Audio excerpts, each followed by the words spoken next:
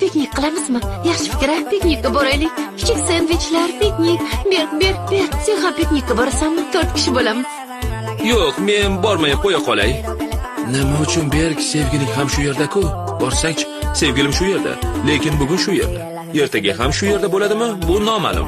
Abeki bir narsaga tushunmadim. Nimaga Berk senga bunday qilyapti? Menga allaqanday sevgi shartnomasi degan qog'oz tayyorlab kelibdi. Hech qachon ayrilmaymiz deb imzo qo'yishimiz kerak ekan. Buncha shirin bo'lmasa. Rostdan ham ishongim kelmayapti. Berk bunday ishlarni juda yaxshi biladi. Men buni mantiqsiz ish deb o'ylagandim. Gapni ochig'i, agar men shunday narsa o'ylab topsam va shunday shartnomani Tolgaga olib borsam-u, Tolga imzo qo'ymasa, Bunday holat bo'lishi aslo mumkin emas. Meni oldimga shunday shartnoma olib kelib qo'ysang, men shartni imzolagan bo'lardim. Barakalla, aqlli sevgilim o'zimmi. Shundoq ham men seni imzo qo'yishingni yaxshi bilaman.